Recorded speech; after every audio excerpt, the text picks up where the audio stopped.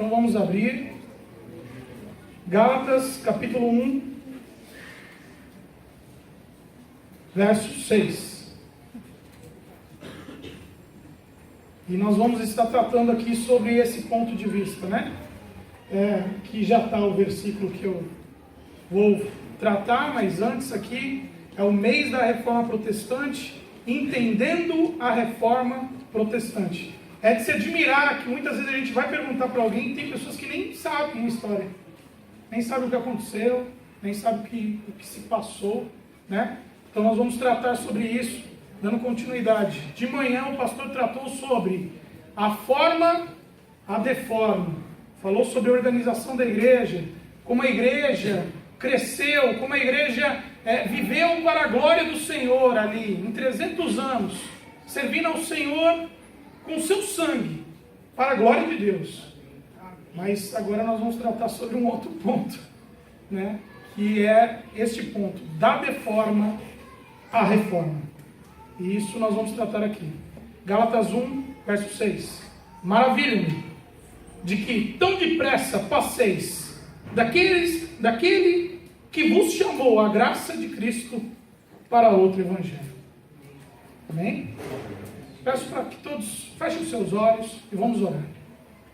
Senhor nosso Deus, Senhor nosso Pai, te agradecemos por esta noite e te pedimos que o Senhor venha falar conosco. Estamos aqui, te pedimos perdão por todos os nossos erros e pecados e te pedimos que o Senhor venha, Pai, trazer reforma sobre os teus servos, trazer uma reforma sobre todos nós, que o Senhor possa nos levar, meu Pai, a uma posição a qual venha te agradar e te glorificar. Em nome de Jesus, nos molda, nos prepara, nos abençoe, Pai, com a sua verdade. Em nome de Jesus, amém. Amém, meus amados? Então vamos lá. Vamos tratar aqui, para falar referente da deforma à reforma, vamos tratar referente à igreja de Gálatas. Quando eu olho para a palavra de Deus e eu começo a ler as cartas escritas ali no Novo Testamento, nós vamos ver muitas informações, vamos ter muitas informações, vamos ver muitas mensagens, mas sempre nós vamos ver momentos, nem que seja um momento, a qual vai trazer uma palavra de exortação. Como Paulo diz, até mesmo em Corinto, né, a mensagem ela vai vir muitas vezes para edificar, consolar e exortar. E quando nós lemos as cartas, nós sempre vamos ver, no mínimo, uma exortação. Aí você fala, mas por quê? Né, teve um dia que eu estava até estudando em casa, aí uma pessoa chegou e falou, mas de novo isso? De novo, está repetindo? Não estou em outro livro. Pô, mas nós já ouvimos isso em outro livro. É porque esse ponto de exortação, essa preocupação que Deus colocou ali nas suas cartas, colocou aqui na palavra de Deus, para que nós pudéssemos estar lendo, compreendendo e recebendo para as nossas vidas, era uma preocupação, porque como servos do Senhor, e como a própria palavra de Deus ela declara, nós somos ali templo do Espírito Santo. E temos que entender uma coisa, é como uma casa. Nós reformamos, construímos uma casa, mas o tempo passa. E a tinta vai soltando, problemas vão aparecendo. O grande exemplo é agora, a gente viu, a igreja ficou linda, pintou-se, mas como que ela estava antes de pintar? A degradação começou a atingir. E isso não foge da vida dos servos de Deus. Nós conhecemos a Cristo, temos entendimento da palavra, da verdade, mas só que o tempo passa e nós sempre precisamos estar voltando ao Evangelho. Para quê? Para que venhamos ser disciplinados e colocados no caminho do Senhor. Quando nós olhamos para as cartas de Apocalipse, você vai ver que uma das observações colocadas lá é o quê? Ei, vocês perderam o primeiro amor. Essa observação não era para envergonhar, porque a Bíblia declara lá em Hebreus, eu exorto a quem eu amo. Ele queria era trazer o quê? Uma reforma para aquela igreja. O problema que estava acontecendo ali tinha que ser reparado. Essa igreja não podia entrar numa deforma. Então, quando eu olho para as cartas aqui do Novo Testamento, eu compreendo e entendo que todas essas cartas são para a glória de Deus. Amém. E são também para trazer uma verdadeira reforma contínua sobre a vida do cristão. Quando eu olho para a carta de Gálatas, e nós vemos aqui este versículo, nós entendemos que é uma carta escrita por Paulo, né? É uma carta que foi escrita entre o ano 49 e 55, foi uma carta que foi escrita ali para o povo da Galácia, mas a intenção dele era de trazer uma reforma para esta igreja, era de levar ali uma reforma a este evangelho corrompido. Então nós compreendemos o quê? Que a igreja de Gálatas estava se corrompendo. A grande prova disso era o quê? A admiração de Paulo. Ei, me admiro. Como vocês conseguiram abandonar o evangelho? Como vocês conseguiram deixar? Eu passei aí, preguei, falei com vocês, mandei pessoas e vocês abandonaram. Pessoas entraram lá e começaram a colocar pensamentos diferentes ali dentro da igreja. E esta carta aqui não é para envergonhar os Gálatas. Esta carta aqui é para trazer uma reforma a esta igreja. E pela misericórdia de Deus, isso continuou, a igreja permaneceu firme. Por quê? Porque, como eu falei, todas as cartas que nós vamos sempre ler aqui no Novo Testamento, aliás, todas as cartas, em todos os livros, desde Gênesis a Apocalipse, nós sempre vamos ver uma exortação para que voltemos a andar nos trilhos. Amém. Para que podemos entender, opa, estou saindo da direção do Senhor, eu tenho que voltar para o caminho. Tem um versículo muito importante aqui, que está em Filipenses, capítulo 3, verso 1. Filipenses 3, que fala assim: resta, irmãos meus, que vos regozijeis no Senhor. Não me aborreço de escrever-vos as mesmas coisas, e é segurança para vós. Paulo falava, pessoal, não me aborreço de escrever sempre as mesmas coisas. Mas você vai repetir isso de novo? Foi o que nós falamos hoje na escola bíblica dominical. Pessoal, a Bíblia não tem continuação. A Bíblia foi escrita há mais de 2000 anos. Ela não tem, parou, está aqui. Não tem mais outra. Você terminou de ler isso, você tem que começar de novo. Você terminou, tem que começar de novo. Terminou de novo, tem que começar de novo. Você não tem que pensar que vai vir alguma novidade. A novidade está nas tuas mãos e é a palavra de Deus. Mas eu já li ela inteira, não tem mais nada. Leia de novo. Mas eu vou ter que ler de novo. Leia de novo. Você tem que decorar. Você tem que guardar isso no teu coração. Porque a palavra de Deus, ela declara: a tua palavra escondi guardada no meu coração para que eu não peque contra ti. A reforma, ela vem para trazer essa mentalidade. É necessário guardar a palavra. A repetição é uma forma de guardar. A repetição é uma forma de guardar. Quantas vezes nós chegamos na igreja e ouvimos uma mensagem e falamos: nossa, eu já ouvi essa mensagem. Mas glorifique ao Senhor, Ele quer que você guarde essa mensagem no seu coração. Amém. É uma forma de trazer uma verdadeira reforma para vocês. E foi tanto benefício que a igreja, durante 300 anos, caminhou glorificando a Deus. Amém. Mas infelizmente, pela falta de atenção e pela falta de postura em se colocar na busca pelas Escrituras, na posição de querer ali colocar a Escritura do Senhor no seu coração, o tempo passa e infelizmente uma deforma começa sobre a igreja. E aí nós vamos ver aqui o primeiro ponto, que é a deforma do século 4 ao século 16. Infelizmente, aí nós vemos até aqui na imagem, como Cristo até ele fala, existem dois caminhos. E infelizmente, a igreja, que vinha caminhando de uma forma que glorificava a Deus, maravilhosa, ela chega um momento a qual ela escolhe um caminho errado. Mas essa escolha pelo caminho errado não foi assim de uma hora para outra. Ela não chegou falando, vamos começar a errar. Não foi isso. É como muitas vezes as pessoas colocam certos tipos de pecado, né? Eu vou dar o exemplo muitas vezes ali de um adultério. Para a pessoa adulterar, ela já tinha pecado já com outras coisas, já para levá-la até o adultério. Da mesma forma, foi com a igreja. Para ela chegar até o extremo, ela iniciou ali passos que para algumas pessoas era uma besteira. Que para algumas pessoas isso não queria dizer nada.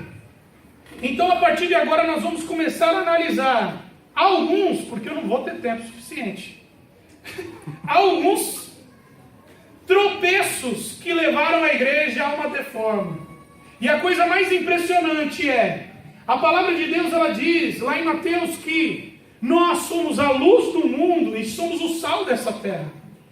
E a coisa mais impressionante é que a deforma da igreja foi algo tão impressionante, foi algo tão forte que aconteceu, algo que abalou a estrutura da Europa, que ela consegue abraçar o período da Idade Média, a qual as pessoas chamam de Idade das Trevas. Então a igreja, que era para brilhar como o sol do meio-dia, Cristo, para todos, foi a que levou mais trevas a todos e levou as pessoas a uma escuridão que é de se chorar. Mas vamos analisar, senão nós não saímos daqui hoje. Então, dando continuidade, só um pensamento. Começa sempre com algo simples. E fala, não tropeçamos nas grandes montanhas, mas nas pequenas pedras. Não tropeçamos nas grandes montanhas, mas em pequenas pedras. Vocês vão entender isso agora. Vamos lá. Ano 304 depois de Cristo. Começa-se ali. Os bispos que estavam em Roma, eles se auto-intitulam e passam a ser chamados de Papa. E aqui, por enquanto, apenas é um título, a vaidade, para destacar a vaidade e estabelecer uma liderança.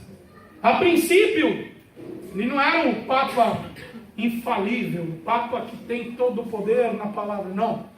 Ele era apenas um título. Apenas um título. Não, a partir de agora, a liderança da igreja tem que ser algo destacável, algo que se destaque, diferente. Então, a partir de agora, a liderança da igreja vai ser colocado como um Papa. Vai ser instituído, ano 304. Passa-se ali 6 anos. Ano 310, inicia-se na igreja católica a reza pelos mortos. Eles começam a inserir situações dentro da igreja. Fala, vamos orar pelos mortos. As pessoas que morreram. Aqui você já vê que eles já começam a abandonar a prática da leitura da palavra. Porque lá em Hebreus fala, ei, não adianta. Para o homem está destinado a morrer uma só vez, vindo depois disso o juízo. Então enquanto está vivo, é como Davi, vou orar pelo meu filho, morreu. Agora tem que orar por aqueles que ficaram, para que Deus conforte, para que Deus dê força, né? Deus vai confortar, Ele faz esse milagre, né? Deus ele traz uma paz que ninguém entende, Ele traz, mas só que aqui eles já começam a instituir esta oração pelos mortos. Ano 313 depois de Cristo, é proclamada uma aliança profana entre a igreja e o Estado, o fim da perseguição, a tolerância ao cristianismo, e inicia-se de forma bem sutil o sincretismo religioso, misturas da fé cristã com outras religiões. Acontece, e foi aqui que o pastor parou hoje de manhã, ele começou a falar de Constantino. A igreja que estava caminhando, ela começou ali a inserir algumas coisas, mas ainda a igreja caminhava ali, segundo alguns preceitos da palavra. Ela acaba se envolvendo com algo terrível. ela se envolve com o Estado, ela se envolve com o Império, ela se envolve ali com o Imperador Constantino, e este, que era um imperador, que como o pastor falou hoje de manhã, que numa batalha, ele diz que ele viu no céu um símbolo a qual demonstrava ali a cruz do Senhor, e falando ali, com esta cruz, em Cristo vocês conseguirão a vitória, e ele conseguiu a vitória. E a partir dali ele chega e ele fala: a partir de agora eu vou lutar para que o cristianismo seja a religião deste império. Muitos falariam assim: que bênção, vai acabar a perseguição, que legal, vai acabar o sangue, que legal, vai acabar as mortes. Ok, mas só que a que preço? A que preço? Nós temos que entender que nós não podemos vender a nossa fé. Nós temos que entender que não importa o que venha nos oferecer, nós não podemos vender a nossa fé. As pessoas podem chegar e falar assim: ei, nós vamos parar de perseguir vocês, mas aí vocês vão ter que fazer isso. Aí não dá. Aí não tem como. Era como nós vamos ver ali Martinho Lutero falando: a paz, se possível. Se der para ter paz, sem problema, teremos paz. Mas a verdade, a todo custo. A palavra de Deus em primeiro lugar. Mas aqui a igreja ela já começa a entrar numa deturpação. Ela começa a aceitar, através de um sincretismo religioso, situações de outras religiões, de outra fé, que já não é mais a palavra de Deus. Constantino ele começa a manipular tanto a igreja, que ele chega ao ponto, e nós estamos vendo ali, que fala assim, que Constantino ele pagava para que as pessoas fossem batizadas, oferecendo túnicas e 20 moedas de ouro. Assim, 15.000 pessoas se batizaram por causa disso. Ele falou: preciso de pessoas acreditando nessa fé que eu estou querendo que seja estabelecida sobre Roma. Eu preciso disso.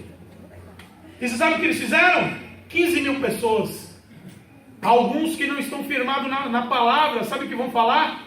Glória a Deus, 15.000 pessoas para Cristo.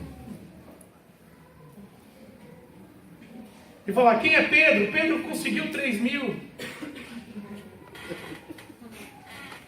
É como muitas vezes ali, eu andando com uma pessoa, a pessoa viu o tamanho de uma igreja enorme, e falando: que bênção aquela igreja, hein? Você viu o tamanho da igreja? Ah, mas quem disse que a espiritualidade é medida pelo tamanho da igreja? Amém. Quem diz? Onde está escrito isso na Bíblia? E Constantino ele começou a engordar a igreja.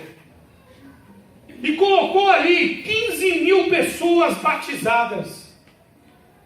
15.000 pessoas. E continua, a coisa vai piorando. Continua. Ano 381, a igreja cristã passa a se denominar católica, que significa universal. É claro, eu não vou entrar aqui agora no mérito, senão a gente não sai daqui hoje. Mas só que a partir daqui, ano 381, que ela acaba se chamando católica. Ela não se chamava católica. Não vou entrar no mérito, senão a gente não sai daqui. Mas vamos continuar. Ano 394, o culto cristão é abolido e passa-se a rezar missas. Reuniões feitas em latim. As missas tinham apenas o cunho religioso, mas o entendimento da palavra pregada foi substituído pelas imagens em vitrais dentro das igrejas. O que acontece? No ano 394, em menos de 100 anos, olha o que começa a acontecer dentro da igreja. Uma igreja que na época do apóstolo Paulo as pessoas se reuniam dentro de casas, as pessoas se reuniam dentro de cavernas, as pessoas estavam fugindo da morte, mas eles queriam pregar a palavra de Deus, eles queriam falar da palavra de Deus. Não se passou ali do ano 304 até o ano 390, 90 anos. 90 anos a igreja já estava falando: para que pregar na língua deles? Vamos pregar em latim. E todos falavam latim? Não, estão entendendo. Ninguém entendia absolutamente nada. Aliás, algumas pessoas não entendiam. Aliás, muitas pessoas não entendiam e poucas pessoas compreendiam. O que eles fizeram? Começaram a fazer aqueles vitrais desenhados. Agora vocês vão começar a entender o porquê que quando você entra dentro de um recinto daquele, você vai ver os desenhos. Porque eram assim que eles davam pelo menos uma pincelada referente. Olha, Deus, olha, Jesus, tudo bem? É isso aqui. E aí começavam a falar em latim.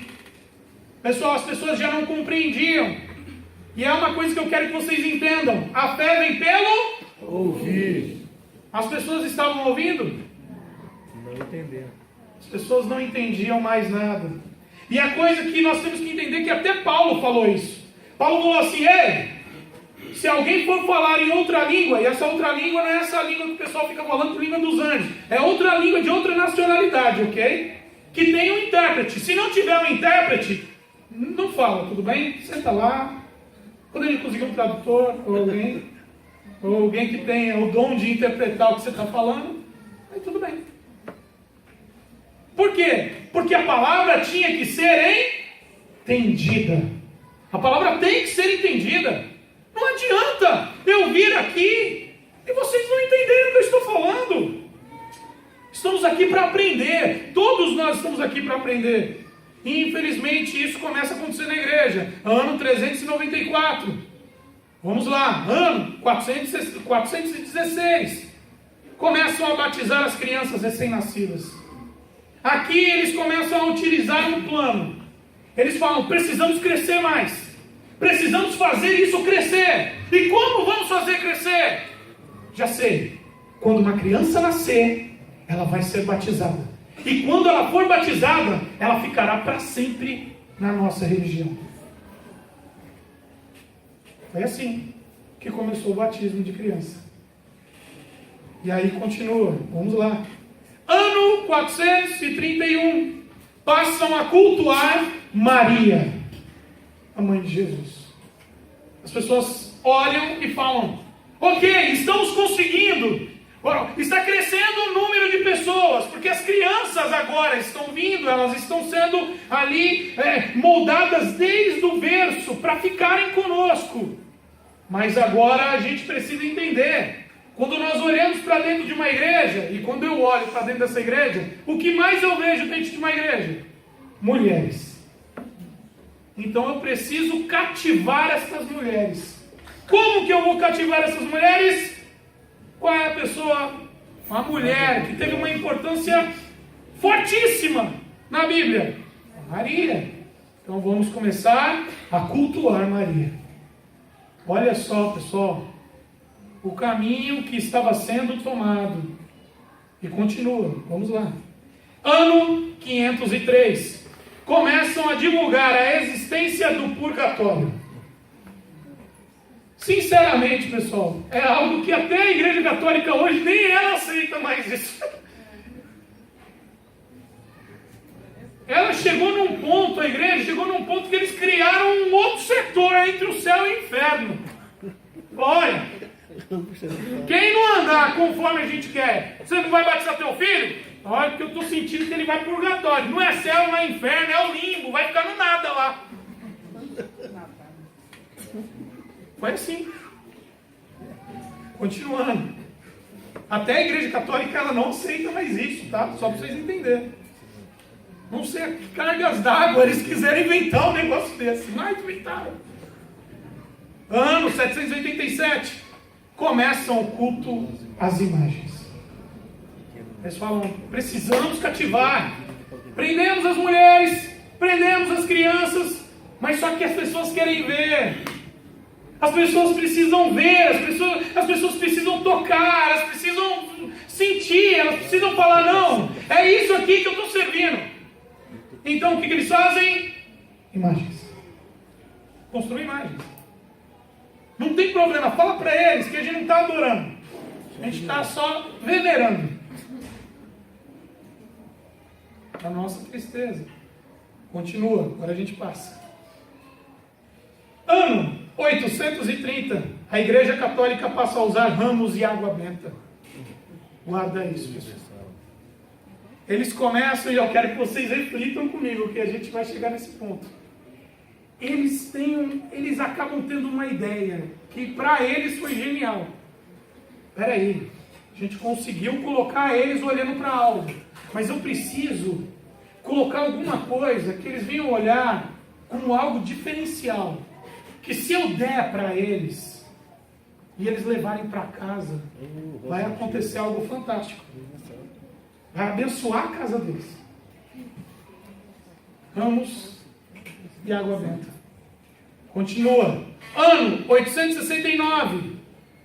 Aí ocorre a primeira divisão depois do desvio. Aí você fala, peraí, foi uma reforma que aconteceu dentro da igreja? Não. O que aconteceu?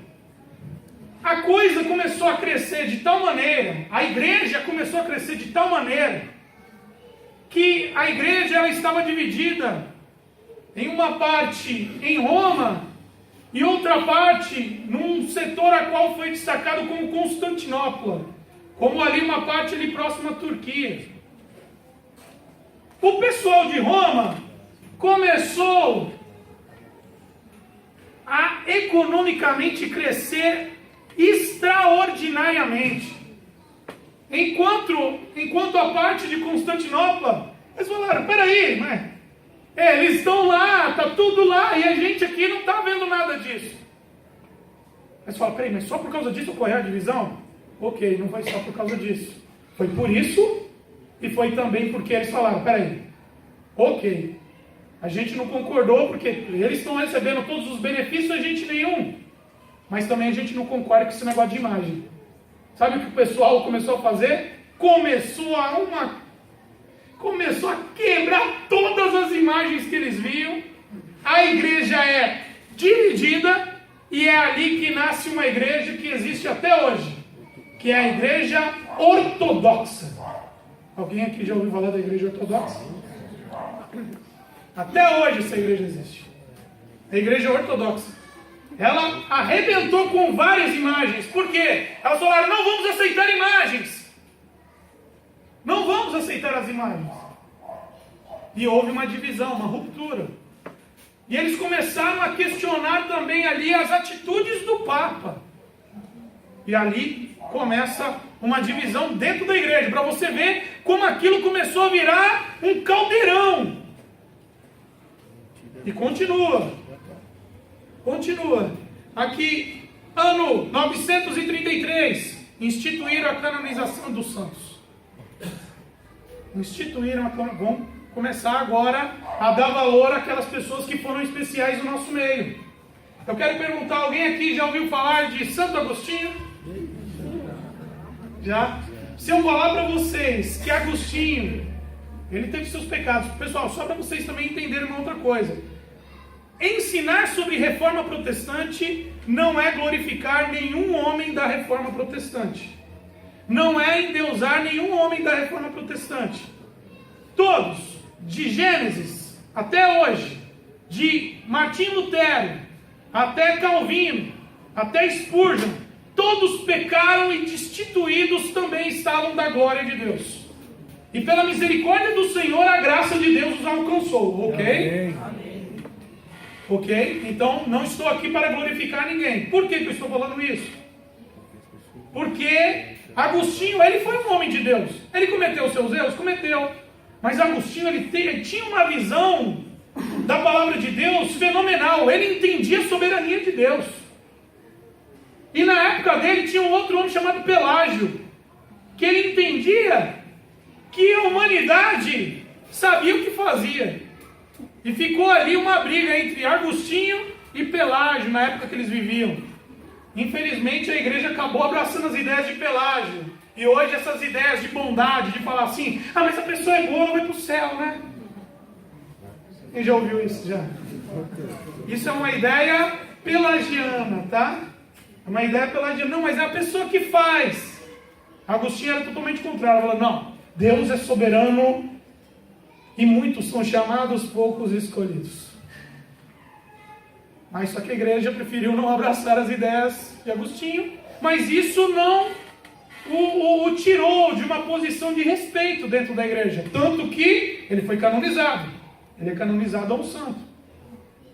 É claro que se fosse falar isso para ele agora, eu acho que ele fala, não, pelo amor de Deus, não aceitaria. Né? Eu acho, né, que a gente também não pode aqui advogar por ninguém. Mas só que a questão é o quê? Nós temos que entender que começaram a fazer isso, começaram a canonizar santos. Aí vamos lá, ano a Inquisição. E aqui borbulha a Idade das Trevas, a qual uma mulher não podia ter uma verruga em seu nariz, que se alguém não gostasse dela, e se alguém acusasse ela de bruxaria, era bem provável que ela seria morta. Que se descobrisse alguém que não concordasse com as igrejas, aliás, com a ideia das igrejas católicas, da igreja católica, seria morto. Seria averiguado. No Brasil houve Inquisição. Quando os portugueses vêm para o Brasil, eles vêm com a ideia católica. E houve uma Inquisição aqui no Brasil também. E a Inquisição foi contra os índios, que acreditavam em outras coisas. E ao invés de trazer ali o ensinamento, ao invés de trazer ali, eles começaram a subjugar. E não só contra os índios, mas também contra aqueles que traziam a fé de fora da Europa. Uma fé que não era a fé deles. Infelizmente a Inquisição, ela foi muito cruel. Eu fico admirado de ver, infelizmente, alguns padres falando, eu amo a Inquisição. Foi misericórdia. Como que pode? Mas você já ouviu isso? Eu ouvi.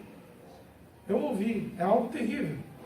A Inquisição, e a coisa que nós temos que entender é o quê?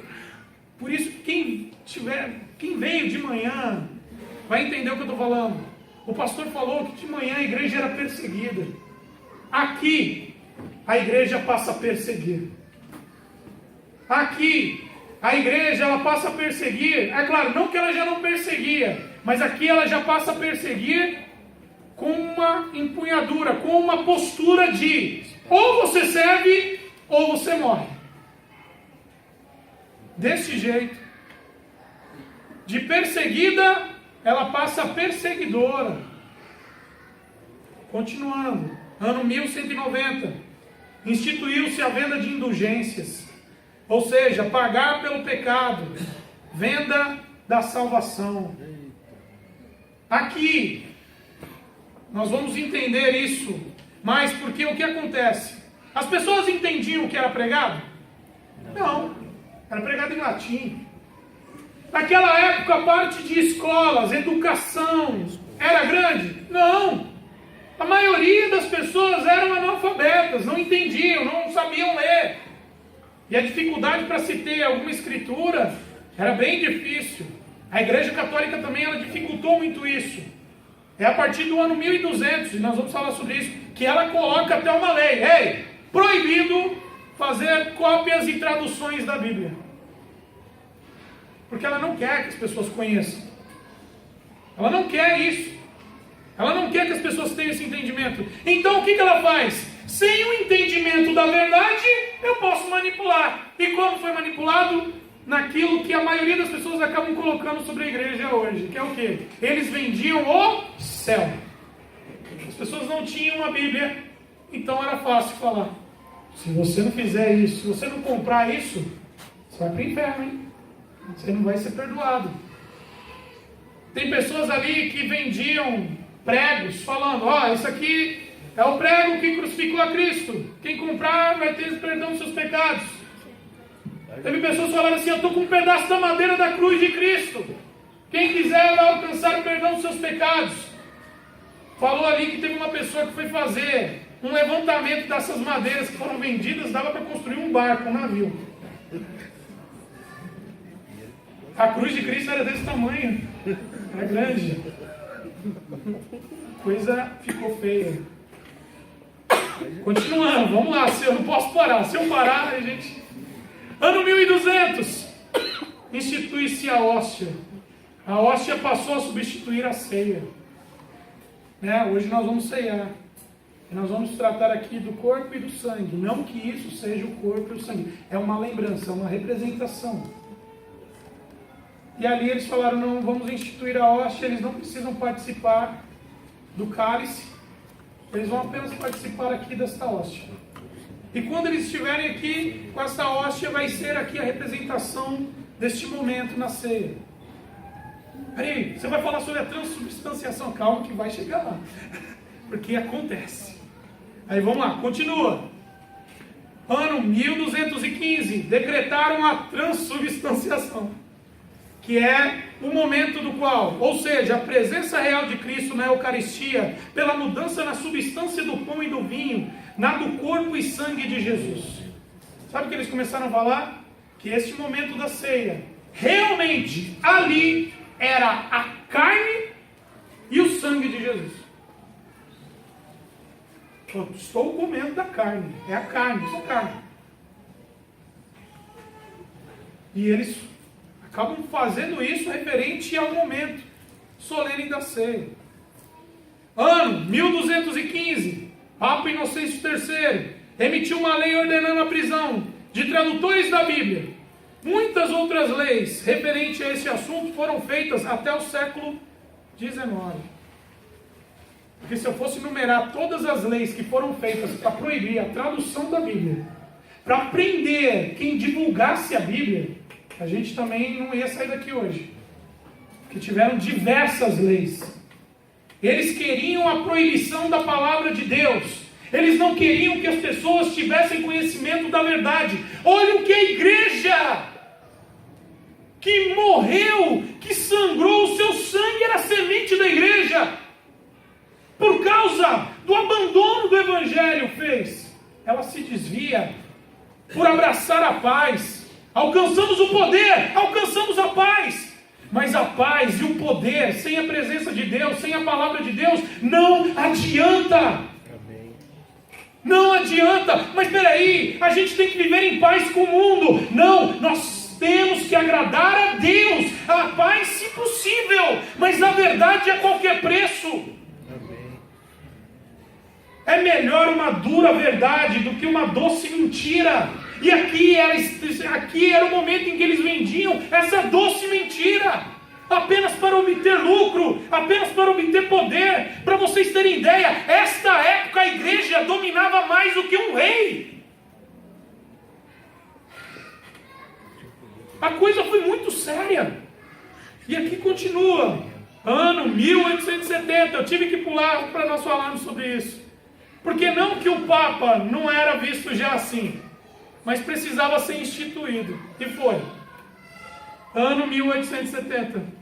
A doutrina da infalibilidade do Papa foi definida no 4º capítulo da 4ª sessão do Concílio do Vaticano I, ocorrido em 1869 e 1870, durante o pontificado do Pio IX.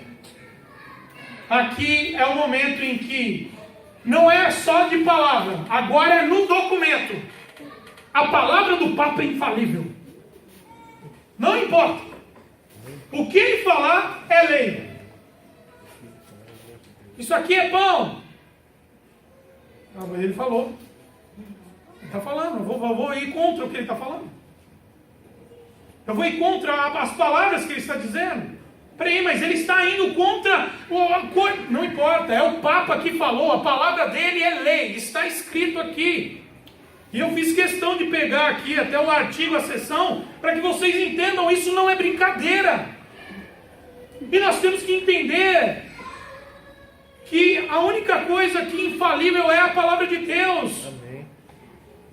Ela é quem vai nos guiar à verdade, ela é quem vai nos dar a verdade. E eles abandonaram isso.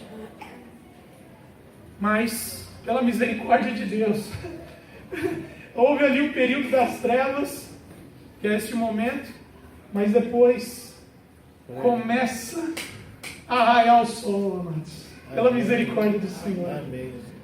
O sol começa a brilhar. Algumas pessoas começam a falar, não dá. Não dá. Eu vou ter que falar contra isso. E aí nós começamos a ver. Eu vou falar de alguns, tá? Não são todos. Aqui nós começamos pelos valdenses. Quem eram os valdenses? Era um grupo de pessoas que se formou através de um homem chamado Pedro Valdo. Era um comerciante de Lyon e iniciou o movimento por volta de 1174, 10 anos antes de começar a Inquisição, e decidiu encomendar a tradução da Bíblia. Pedro Valdo falou: vamos lá, pessoal, vamos traduzir essa Bíblia e vamos começar a divulgar para as pessoas. O que aconteceu no ano 1200? A igreja ela institui uma lei proibindo o quê? A tradução da Bíblia. Eles falaram: não quero que isso aconteça. E eles começaram a ir atrás disso. Pedro Valdo ele começa, e ele deixa ali uma porção de discípulos que estavam querendo servir ao Senhor e fazer a vontade de Deus. Pedro Valdo era uma pessoa de posse. Ele abandonou as posses dele, saiu por aí pregando a palavra de Deus, se escondendo em meio a florestas.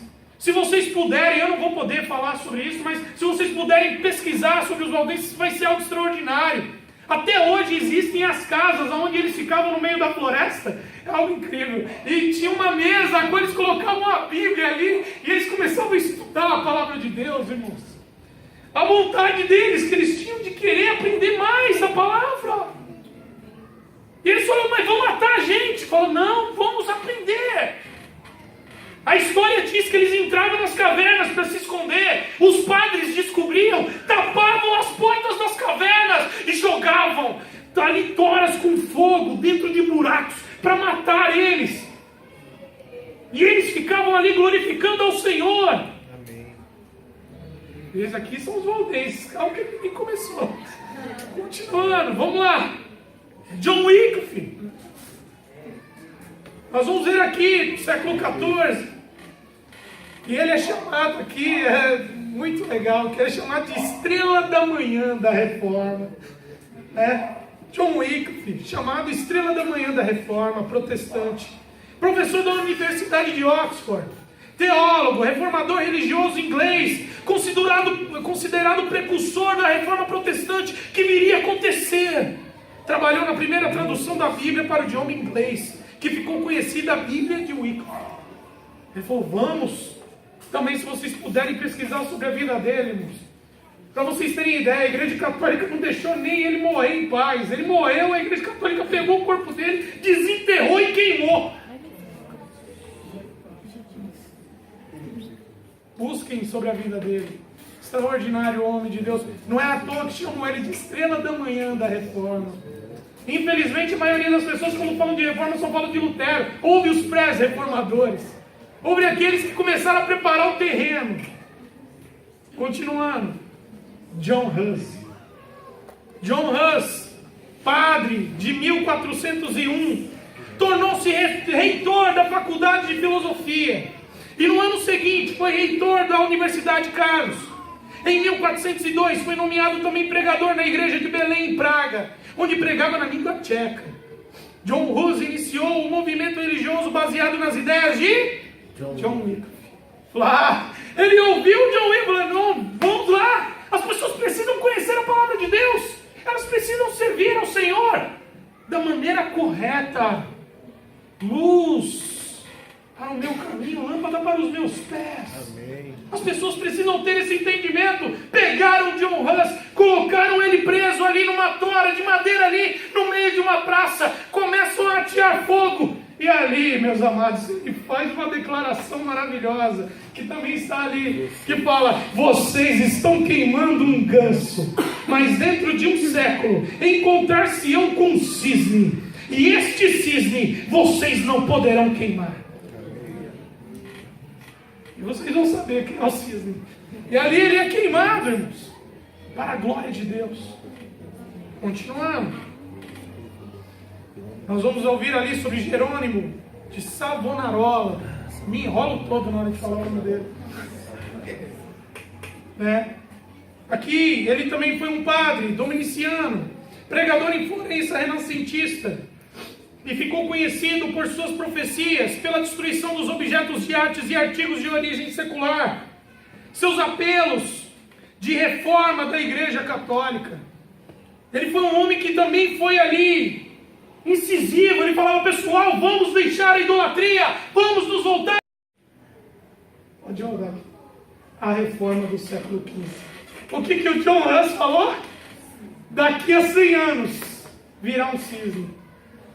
Vai vir alguém a qual vocês não vão poder parar. A qual vocês não vão ter esse poder. Vai acontecer isso. John Huss vai e declara, dentro de 100 anos. E, amados, pela misericórdia de Deus, dentro de 100 anos aconteceu. Século XVI. Um monge agostiniano, um rapaz ali que tinha vários questionamentos, vários problemas, ainda a se tratar consigo mesmo. Ele passa por um grande problema ali. Certa feita, um dia ele estava andando numa tempestade, e a tempestade foi tão terrível, tão terrível, tão terrível, que ele falou assim: eu vou morrer. E começou a cair uma tempestade, que para uma pessoa começar a chorar por causa da tempestade, pessoal, foi terrível mesmo. E ele falou assim: Deus, se o Senhor deixar eu sobreviver a esta tempestade, eu vou te servir. Eu vou largar, vou deixar aqui a advocacia, que ele fazia ali a sua faculdade, e ele falou: e vou me colocar na posição para te servir. E ele se torna um monge agostiniano a partir dali. E ele começa a estudar a palavra de Deus. E certa feita, como até o Lucas disse hoje no início, ele está ali estudando a palavra de Deus, e ele se depara ali com Romanos, a qual a palavra pula aos seus olhos e é declarado: mas o justo viverá pela fé. Amém. E ali ele começa a buscar por uma reforma. Que fique claro, Lutero não queria abandonar a igreja. Lutero queria continuar na igreja. Ele queria trazer uma reforma. Ele queria trazer uma reforma sobre a igreja. E aí aqui, nós vamos ver aqui referente a Lutero. Ele queria trazer ali uma reforma sobre a igreja. Ele não queria. Quem puder ler algum livro de Lutero, vai ver Lutero falando às vezes de Maria. Vai ver Lutero ainda falando às vezes sobre algumas coisas da igreja católica. Mas também a coisa mais impressionante é também você ver em alguns livros de Lutero falando assim: ei, sabe os meus últimos livros? Podem jogar no fogo. A partir de agora é isso aqui. Aleluia. Ele começou a aprender, irmãos. E a maior humildade é saber o quê? Admitir o seu erro. Amém. E Lutero começou a admitir. E Lutero começou a falar: pessoal, aceitem, vamos parar, vamos pregar a verdade. Não. Ele falou: então já que não aceitam, eu vou ter que ser um pouco mais incisivo. Ele vai preparar 95 teses contra o problema das indulgências que acontecia naquela época. Ele vai até a porta da Catedral de Wittenberg e prega ali as 95 teses. E ali o cisne canta. Ali ocorre a ruptura. E não foi a ruptura como da igreja ortodoxa. Foi uma ruptura para chegar até os dias de hoje. Nós estamos aqui hoje, podendo ler essa palavra, não por causa dele, é por causa de Deus. Mas o início ali dessa ruptura começa-se ali. Lutero também, ele se preocupa com a tradução da palavra. Lutero vai atrás referente da tradução da palavra. Ele traduz a Bíblia ao alemão. Aquilo se torna uma loucura, porque ninguém queria que isso acontecesse. Lutero até se esconde, ele foge, porque ele falava: não, eu preciso fazer isso. As pessoas precisam conhecer a verdade. Mas não para em Lutero. Pela misericórdia de Deus, é como Elias. Elias achava ali a palavra: eu sou o único, Deus olhou e falou: que único, ainda há vários que não se prostraram ainda. E pela misericórdia de Deus, outros reformadores começaram a se levantar, entendeu? Outros reformadores, e baseados o quê? Em primeiro lugar, ali, nesse ponto de pilares, dos princípios fundamentais de uma reforma, da reforma protestante, que é baseado ali no solas, no somente. Lutero e os outros, ali até mesmo reformadores, eles começam a entender uma coisa: como é que nós não vamos mais cair nos desvios? Como é que nós não vamos mais nos desviar dessa verdade? Há uma forma: se eu basear a mensagem em Cristo. Amém. Se eu basear a mensagem somente na Escritura, Amém. se eu basear a mensagem na graça de Deus, eu não mereço nada. Que eu diminua e Cristo cresça. Se eu basear a mensagem na fé, e se a mensagem for para a glória de Deus. Amém. Aí você fala, olha, eu sou de outra igreja. Será que minha igreja pega a palavra de... Preste atenção, os pilares são esses. Se sair fora disso, ore a Deus e busque a reforma lá. Amém. Entendeu? Busque a reforma lá. Ah, pensei que você ia me chamar para cá. Não, busque a reforma lá. Nós estamos aqui, irmãos, é para falar da palavra de Deus.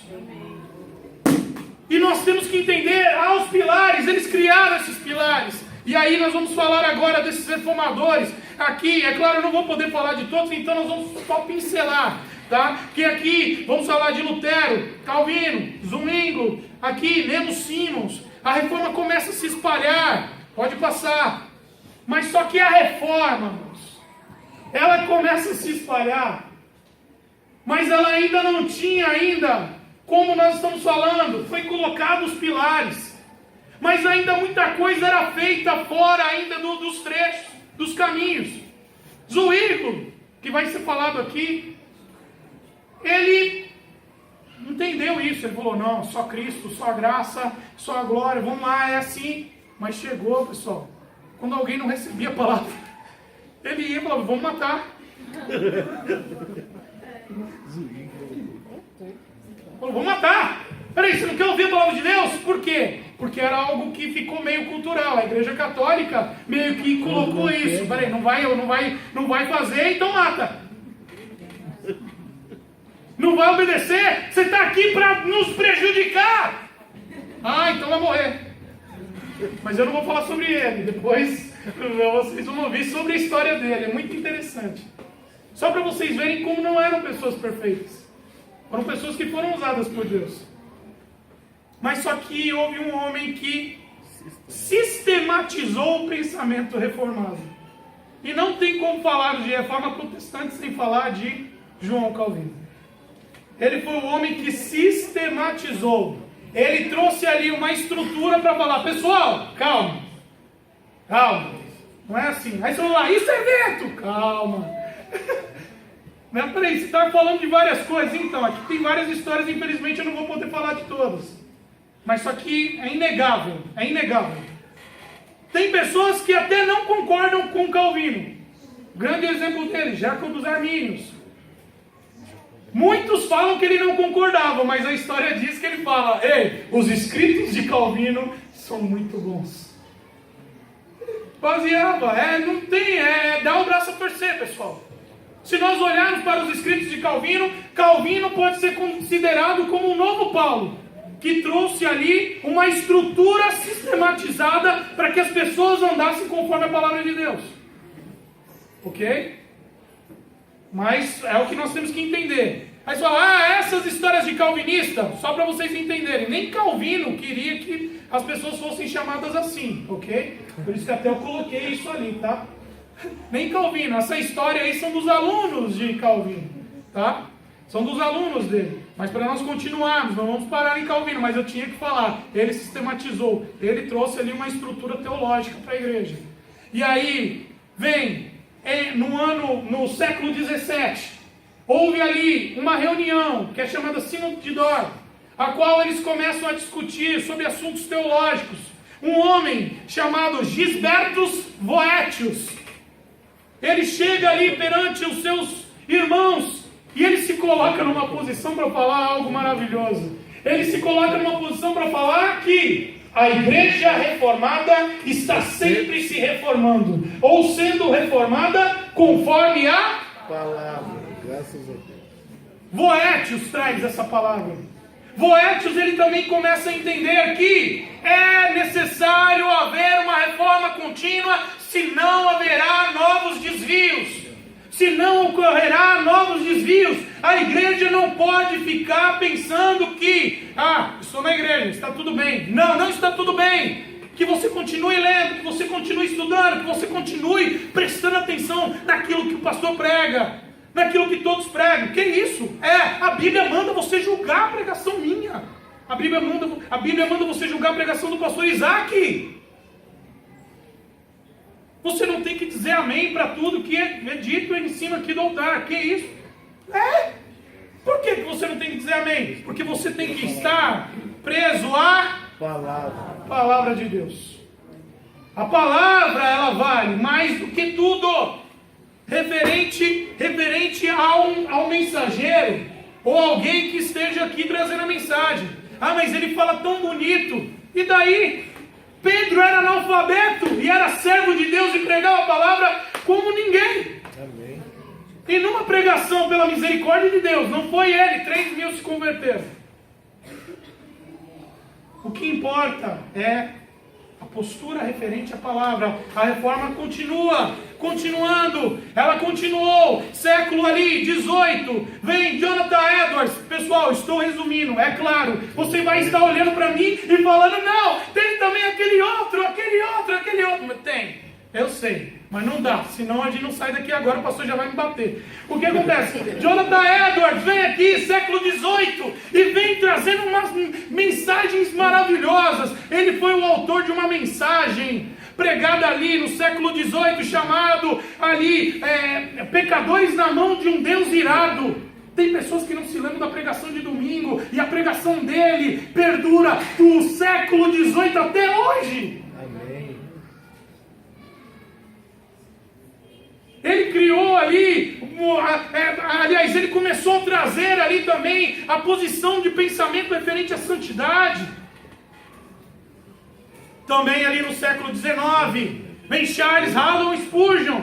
Como eu fiquei triste só de falar isso dele. Queria falar mais, mas pastor Josirene vai trazer. Tá? O que acontece? Charles Haddon Spurgeon, homem de Deus também, fora de série, um homem que pregava de uma forma maravilhosa. Até eu coloquei um tema que ele colocou bastante em suas pregações, que ele falou assim: chegará um dia em que no lugar de pastores alimentar as ovelhas, haverá palhaços entretendo bodes.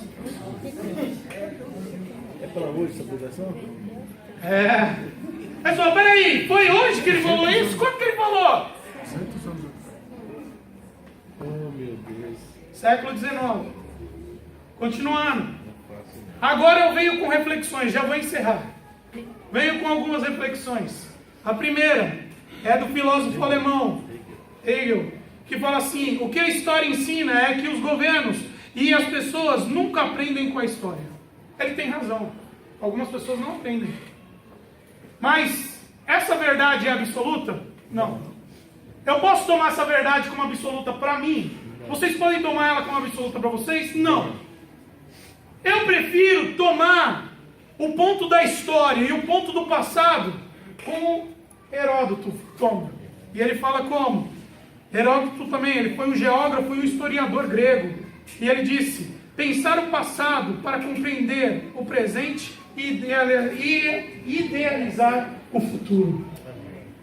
É o que nós estamos fazendo aqui agora com os ensinamentos da Reforma Protestante. Vamos pensar o passado para começar a olhar o nosso presente e idealizar o nosso futuro. O futuro dos nossos filhos, netos e todos que estão aqui. E aí vem agora uma pergunta para toda a igreja. Pode virar. Vem uma pergunta para... E agora? E agora? Aí continua. Próximo slide. Acorda, igreja. A Bíblia fala: por isso diz: desperta, ó tu que dormes, levanta-te dentre os mortos e Cristo te esclarecerá. Amém. Isso quer dizer, sabe o que? Desperta, ó tu que dormes, levanta-te dentre os mortos. Sabe o que é? Para de andar como o mundo. Para de andar querendo andar como se quisesse agradar o mundo. Levanta-te dentre os mortos. Você foi vivificado pela graça de Deus. Comece a andar como uma pessoa viva e cheia da graça de Deus. Mas aí as pessoas não vão se agradar. Peraí, mas vocês estão vendo a diferença? Nos 300 anos ninguém se agradava da igreja. Nos 300 anos as pessoas queriam matar a igreja. Mas só que na época da reforma, houve paz, houve tranquilidade. Pessoal, vamos nos firmar na palavra de Deus. E a palavra de Deus é assim: nem todos vão gostar de você. Você não será agradável a todos. Entendam. Se odiaram ao nosso Senhor, por que vão se agradar conosco? É porque tem alguma coisa de errado. Então o que nós temos que ver? Aí vem o próximo slide. Que é, não podemos perder a forma. Amém. Hoje olha o que nós vemos. Nós vemos isso. Jesus cura. Jesus prospera. E olha lá, Jesus salva ali. Infelizmente. Então agora, para nós chegarmos ao fim dessa mensagem, nós vamos olhar para o século 21. O que nós vamos ver no século 21? Nós vimos referente à Igreja Católica. Agora, o que nós vamos ver no século 21? Como está o século 21? Primeiro, vamos ver se vocês se lembram do que eu falei no início da pregação. A primeira coisa que a Igreja Católica fez foi mudar. Vamos colocar, vai ser um Papa agora. Agora não tem mais essa história de pastor. Papa. Século 21, autoridades eclesiásticas e seus novos títulos. Apóstolos, patriarcas, matriarca do ventre apostólico. E se chamarem eles de irmão, ai de vocês. Chama de irmão. Chama de irmão. Quem já ouviu falar da matriarca do ventre apostólico aqui? É novo, como foi novo em 304 quando falaram, vamos colocar Papa? Continua, segundo, campanhas tomando o lugar do verdadeiro culto, com fins lucrativos, egoístas, usadas para prender pessoas na igreja durante um tempo. O que eles começaram a fazer? Vamos orar pelos mortos. Vem, vamos orar pelos mortos. Quem quer orar pelo seu parente que morreu? Eu não quero. Vamos começar a fazer reuniões para chamar a atenção. Vamos começar a pensar de um modo que nós íamos atrair as pessoas. Não foi isso que foi falado? Mudou alguma coisa? Mudou alguma coisa? Aliança da igreja com o mundo. Opa! Não é isso? Constantino. Aqui, práticas seculares dentro da igreja para atrair pessoas. Como feministas na igreja. Igrejas apoiando o divórcio. Aborto e casamentos de pessoas do mesmo sexo. Não, Breno, isso não está acontecendo. Não está acontecendo. Existem igrejas que se dizem cristãs falando, estamos aqui, o amor de Deus aceita tudo. Quê? Pela misericórdia de Deus, hoje eu posso falar que foi o que aconteceu nos Estados Unidos. A igreja presbiteriana americana, ela aceitou o casamento de pessoas do mesmo sexo. A igreja presbiteriana brasileira bateu o pé e falou assim, nós repudiamos a ação deles e não compactuamos com a atitude deles lá nos Estados Unidos. Perfeito! A paz se possível, a verdade a qualquer preço. A qualquer custo, nada vai tirar a verdade. Não vamos deixar de buscar a reforma. E aí continua. Brigas entre igrejas. A placa é prioridade. Marketing dentro da igreja. Hoje a gente vê isso, né? Pessoas brigando. A briga é essa. Vou colocar minha imagem na placa da igreja. As pessoas vão vir. E deixa que na TV eu vou começar a falar daquela outra lá para esvaziar. Porque tem que vir para cá. Começa essa briga. O mercado religioso. Aí você fala, peraí, mas onde isso cai na igreja católica? Porque não houve a briga entre a igreja católica e entre a igreja ortodoxa? Vamos dividir, não aceitamos então, já que vocês só estão ganhando, a gente se separa. Não vamos ficar juntos. Continua, vamos para o 5. Já estou encerrando. Aí no 5, crianças abandonadas. Eita Jesus. São apenas retiradas do culto para não atrapalhar. E não tem base de ensinamento bíblico algum. As pessoas hoje muitas vezes não têm esse entendimento. Hoje nós vemos, amados, muitas igrejas pegando ali as crianças da igreja, que antigamente ficavam nos cultos prestando atenção na palavra de Deus, e muitas vezes são levadas para lugares só para ficar brincando, só para ficar desenhando. Amados, a palavra de Deus, ela fala, temos que focar também no ensino das crianças. Deuteronômio fala, ao sentar, ao levantar, ao dormir, ao despertar e andando pelo caminho, você tem que colocar a palavra de Deus. Ensina o caminho que teu filho deve andar. Eu muitas vezes ali no estudo bíblico, lá em casa com meus filhos ali, o Adriel ali todo agitado, todo mundo sabe como é que ele é, mas eu deixava ele ali.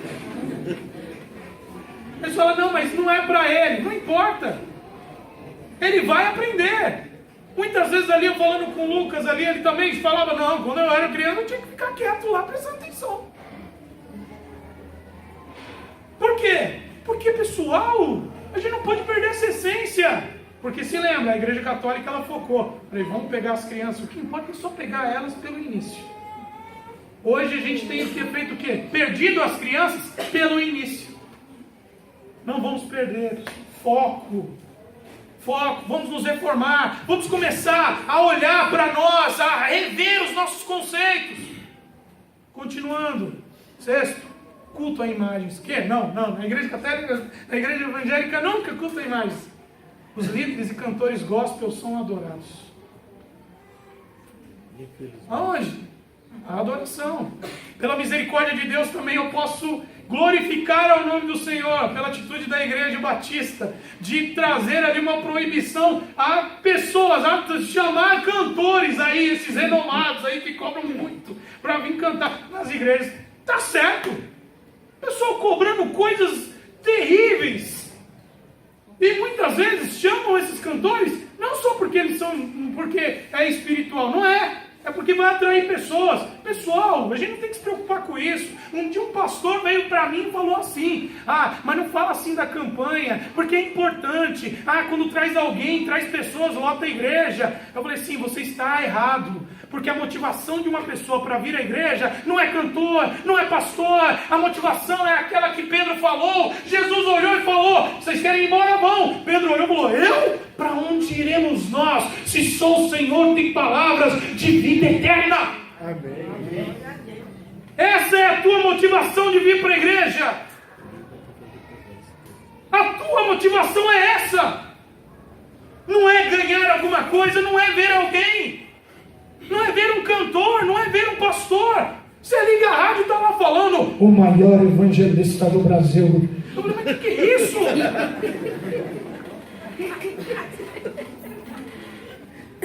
Eu leio a Bíblia e está lá falando, Paulo falando, eu sou o menor dos pecadores, eu sou o maior dos pecadores. Quem sou eu para me comparar a alguém? E aí a deturpação, vamos nos reformar, vamos parar de olhar para as pessoas de uma forma errada. A idolatria está se infiltrando na igreja e as pessoas não estão vendo, como não viram na época da igreja católica. Ela falou, poxa, pensei que o senhor só ia falar da igreja católica. Não, a nossa atualidade está se desviando. E continua aqui. 7. Utensílios para agregar a fé. Sabonete, vassoura, copo d'água, lenços, óleos vindos de todas as partes do mundo. Menos de Jerusalém. Menos de Jerusalém. E aí, quem se lembra da água benta? Ramos. Pedaço da cruz. Continuando, pedaço da cruz. Continuando, vamos lá. 8. A igreja em divisão. Não em duas agora, como foi a ortodoxa e a igreja católica. Se dividiu em várias, para todos os tipos e gostos. Moderninha, com pista de skate, elementos de casa noturna. Com ideologia de gênero. Para quem não quer estudar a Bíblia, porque tem igreja que não quer estudar a Bíblia. Tem igreja que fala assim, para que estudar a Bíblia? Não, a letra mata. A letra mata. Essa história de estudar a Bíblia aí está ultrapassada. Teve um dia que eu fui em um lugar e o rapaz começou a falar assim, porque o poder! Essa história de ler a Bíblia aí é balela, poder de Deus. Eu falei, mas o que é isso?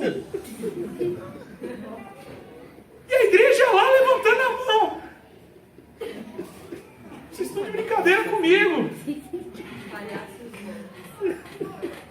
Spurgeon. Momentos que vão. Os palhaços vão entreter bodes. Aqui, ideologia, que não vai querer estudar a Bíblia, politicamente correta. Peraí, aqui a gente tem que entender que o politicamente correto, a Bíblia não é politicamente correta. Ok? A Bíblia não é politicamente correta. A Bíblia é a verdade. A verdade às vezes não vai agradar. A verdade às vezes não vai passar a mãozinha na cabeça. Ok? Mas hoje já existem as igrejas politicamente corretas. Eu falei, não, tem que ser politicamente correto. A gente não pode falar sobre algumas coisas. Tem algumas coisas que a gente não vai poder falar, tudo bem? Não fala sobre isso. Gnósticas e esotéricas. Opa! Não, duvido. Gnosticismo dentro da igreja. Você duvida? Oh, meus irmãos, gnosticismo dentro da igreja. Você vai ver esoterismo dentro da igreja. As pessoas tratando a fé como algo fantástico, como as pessoas tratam ali um culto de nova era. Vamos abrir os nossos corações. 9. A venda da terra. Hoje já não se vende o céu como a igreja católica, porque todos têm uma Bíblia, mas se vende a terra, mesmo com a Bíblia disponível. A coisa é mais absurda hoje, você acredita? Porque antigamente, você vender o céu até tinha uma lógica para maldade.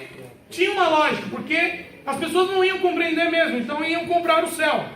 Mas hoje, a pessoa querer vender a terra e querer priorizar a terra, mesmo tendo uma Bíblia na mão, pessoal, Cristo morreu para tirar os nossos pecados, não nossa inteligência. Amém. Somos inteligentes. O nosso foco não é aqui. Colossenses fala, pensai nas coisas que são de cima, não nas que são da terra. Amém. Isso tudo aqui é demais coisas. E para encerrar aqui esse ponto, infalibilidade das lideranças. A palavra dos pastores, bispos, apóstolos ou qualquer outro. É lei. Eu coloquei, errei, desculpa. É lei. É lei. Hoje, vai falar com algum tipo de pastor aí. Primeiro que você não vai conseguir falar com ele.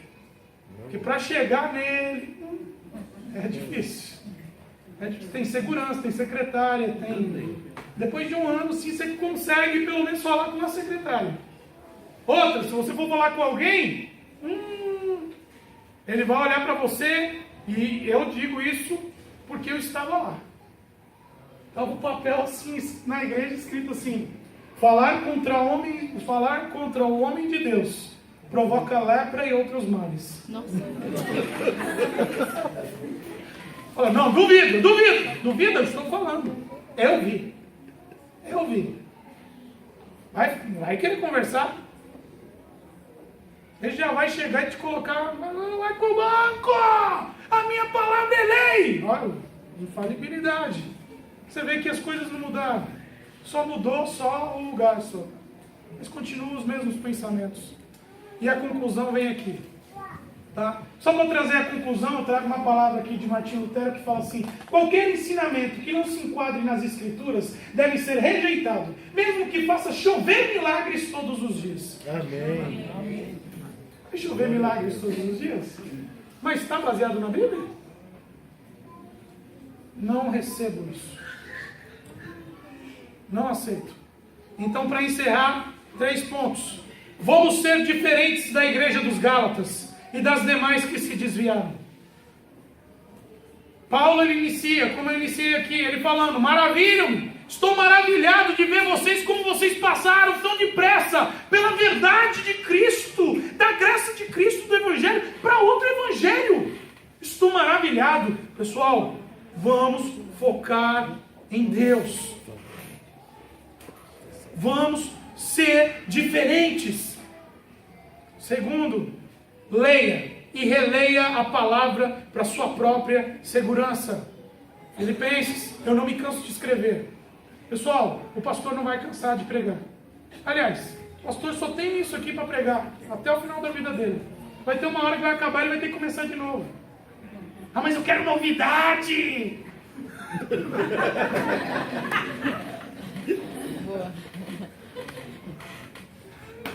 O que acontece? As pessoas querendo aí inovar. Pessoal, a palavra de Deus é velha, é antiga. Mas ela sempre, quando você lê, ela é atual. Amém. Ela sempre vai te trazer o verdadeiro alimento. Sempre vai te trazer aquilo que você precisa. Não cuspa nisso. Não renegue isso. E para encerrar não se esqueça, a reforma é contínua. Oséias 6,3 que fala: então conheçamos e prossigamos em conhecer ao Senhor. Conheçamos e prossigamos em conhecer ao Senhor. Giroi, conheçamos, prossigamos em conhecer ao Senhor. É assim. Amém. Não, já conheci, não conheceu. Eu sei tudo, mentira. Quem falar que sabe tudo é um mentiroso. O único que sabe tudo é Deus. Amém. E é na palavra que nós vamos nos firmar. E aí eu deixo a palavra de Boetes. Para encerrar, agora encerrei mesmo.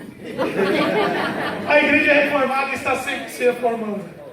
Ou sendo reformada conforme a palavra de Deus.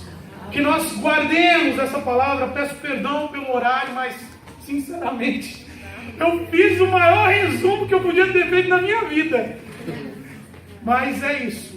Guarde essa palavra, busque pela reforma contínua na vida de vocês, em nome de Jesus. Amém? Se coloquem todos de pé.